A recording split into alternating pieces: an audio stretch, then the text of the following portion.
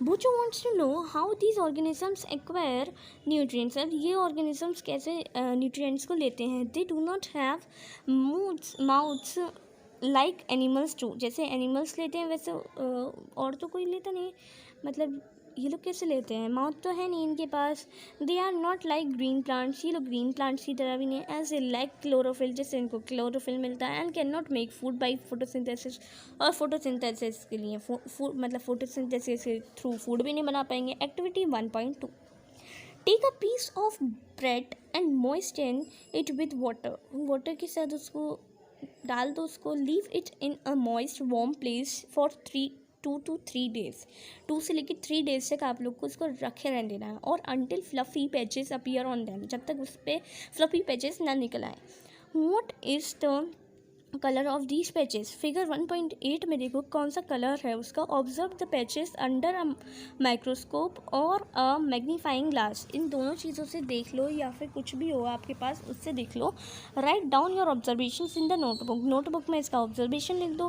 फिर you will see cotton like threads spread on the piece of bread. फिर आप लोग कॉटन लाइक मतलब कॉटन की तरह जो थ्रेड होते हैं ना वो आप लोग को दिखेगा एक ब्रेड के पीस पे. ठीक है. These organisms are called fungi. In organisms को fungi कहा जाता है. They have a different mode of nutrition. इनके पास अलग तरह का न्यूट्रिशन होता है. They absorb the nutrients from the bread. ये nutrients लेते हैं bread से. This mode of nutrition in which organisms take in nutrients from dead and decaying matter is called saprotrophic nutrition. जो लोग ऐसे मोड ऑफ न्यूट्रिशन लेते हैं ना जो ऑर्गेनिजम्स के थ्रू मतलब जो ऑर्गेनिजम्स ऐसे होते हैं कुछ ऑर्गेनिजम्स जो डेड और डिकेइंग मैटर से क्या लेते हैं न्यूट्रिशन लेते हैं जिनको आप लोग कहते हो saprotrophic nutrition. Such organisms with saprotrophic mode of nutrition are called saprotrophs. ऐसे जो सेप्टोट्रॉफिक कुछ ऑर्गेनिजम्स जो सेप्टोट्रॉफिक मोड से न्यूट्रिशन लेते हैं उनको सेप्टोट्रॉफ्स कहा जाता है. Fungi also grow on pickles, leather, clothes and other articles that are left in hot and humid weather for long time. Fungi कहाँ ग्रो हो जाती है. पिकल पे, लेदर क्लोथ्स पे और कुछ आर्टिकल्स पे भी.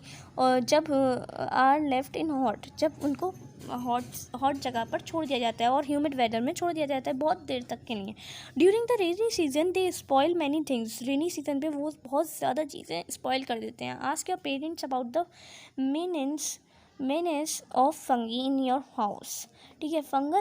The fungal spores are generally present in the air. Fungal spores कहाँ प्रेजेंट होते हैं. जनरली मतलब ज़्यादातर एयर पे ही प्रेजेंट होते हैं. When they land on wet and warm things they germinate and grow.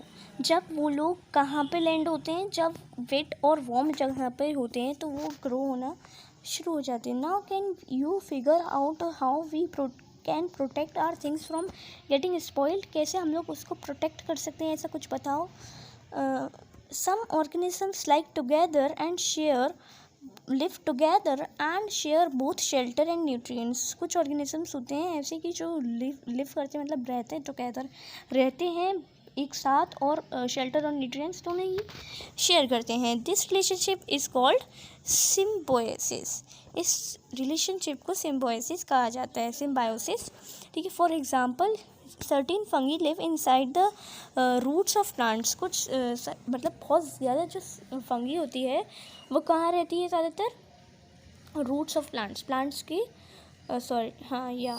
Roots के प्लांट्स में. The plants provide nutrients to the fungus.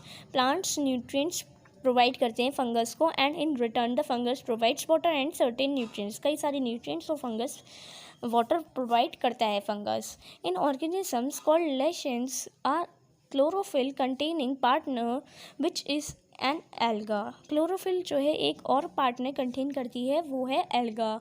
And a fungus live together. और ये दोनों ही एक साथ रहते हैं. The fungus provide shelter water and minerals to the alga and in return the alga prepares and provides food to the fungus. Fungus shelter लेने को देता है वाटर देता है और रिटर्न में क्या एल्गा क्या देती है वो अपना फूड प्रिपेयर करके देती है फंगस को. ठीक है. फिर 1.5 how nutrients are nest in the soil. Have you seen farmers spreading manure or fertilizers in the fields or gardeners using them in lawns or in pots?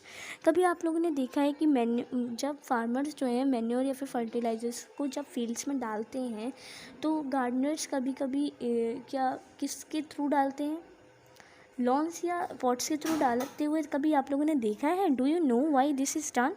कैसे आप लोगों को मालूम है कि ये क्यों किया जाता है, क्यों किया जाता है? You learn that plants absorb minerals and nutrients from the soil. आप लोगों ने ये याद किया कि प्लांट्स जो है कैसे एब्जॉर्ब करते हैं फूड मिनरल्स और न्यूट्रिएंट्स को, कैसे? सॉइल से. So their amounts in soil keep on decline. तो उनका जो अमाउंट होता है सॉइल में वो बढ़ता ही जाता है. Fertilisers and manures contains nutrients such as nitrogen, potassium, phosphorus etcetera. ये सारी चीज़ें फर्टिलाइजर्स और मैन्योर्स कंटेन करते हैं. These nutrients need to be added from time to time and rich the soil. किसके लिए डलते हैं न्यूट्रिएंट्स को ऐड किया जाता है टाइम टू टाइम. क्यों ऐड किया जाता है टाइम टू टाइम? जिससे सॉइल बढ़ता ही चला जाए, अच्छा होता जाए. We can grow plants and keep them healthy if we can fulfill the nutrient requirement of plants. हम लोग प्लांट्स को ग्रो कर सकते हैं अगर हम और उनको अच्छी तरह से रख सकते हैं अगर हम लोग उनके न्यूट्रिएंट्स को, उनके रिक्वायरमेंट्स को उनको दे सकें, अच्छी तरह से उनकी देखभाल कर सकें. Usually crop plants absorb a lot of nitrogen and the soil becomes deficient in nitrogen. You learned that through nitrogen gas is available in plenty in the air, plants and cannot use it in the manner they can use. Carbon dioxide, ठीक है. तो आप लोगों ने ये पढ़ा है कि नाइट्रोजन गैस पूरे एयर में बहुत ज़्यादा होती है. तो आप लोगों ने ये भी पढ़ा है कि प्लांट उसको यूज़ नहीं कर सकते क्योंकि कार्बन डाइऑक्साइड यूज़ करते हैं जितना ज़्यादा हो उस मैनर में यूज़ नहीं कर सकते नाइट्रोजन गैस को. They need nitrogen in a soluble form. उनको सॉल्यूबल फॉर्म में उसको चाहिए होता है, ठीक है. The bacterium called Rhizobium can take atmospheric nitrogen and convert it into a usable form. तो जो बैक्टीरियम है उसको क्या कहा जाता है? रिजोबियम. और ये एटमॉस्फेयर से क्या ले सकता है? Nitrogen, and convert it into a usable form. उसको यूजेबल फॉर्म अच्छी तरह से यूज़ कर सकता है. But Rhizobium can not make its own food. लेकिन रिजोबियम जो है खुद का फूड नहीं प्रिपेयर कर सकता. So it often lives in the roots of gram, peas, moong, beans and other legumes and provides them with nitrogen, ठीक है. तो रूट्स जो हैं ज़्यादातर किसके पास रहती हैं? ग्राम्स, पीस, ये सब दालें हैं, इन सब के पास रहती हैं जो कि आपको क्या देता है? नाइट्रोजन, ठीक है. In return the plants provide food and shelter to the bacteria. तो रिटर्न में क्या देता है प्लांट? उसको फूड और शेल्टर और बैक्टीरिया दे देता है, ठीक है. बैक्टीरिया को दे देता है. They does have a biotic relationship. एक अच्छा रिलेशनशिप हो जाता है फिर उन लोगों में. This association is of great significance for the farmers. ये बहुत अच्छी चीज़ है. They can reduce the use of nitrogenous fertilisers where leguminous plants are grown. Most of the pulses dals are obtained from leguminous plants. जो ज़्यादातर pulses होती हैं, दाल्स होती हैं, वो लेग्यूमिनस प्लांट से ही ऑब्टेन होती हैं. In this chapter you learn that most of the plants are autotrophs. जो आप लोगों ने इस चैप्टर में क्या पढ़ा? जो ज़्यादातर प्लांट्स थे वो ऑटोट्रॉफ्स थे. Only a few plants are parasitic और सेप्टोट्रॉफिक. कुछ प्लांट्स ही ऐसे थे जो पैरासिटिक थे और सेप्टोट्रॉफिक थे.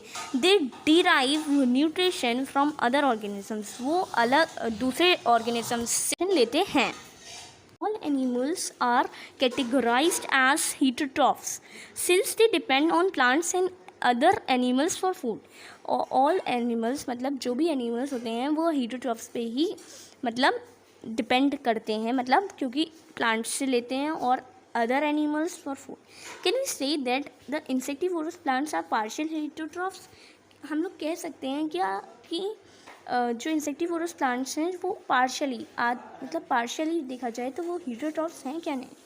So this was a chapter. Hope you all liked it. So Please like, share, subscribe my channel, and not forget to press the bell icon. Soon I want, please, soon I want 20 subscribers, please. And the target of likes is 20, both 20 subscribers and 20 likes. Please not forget to press the bell icon, and please share it. Please like it.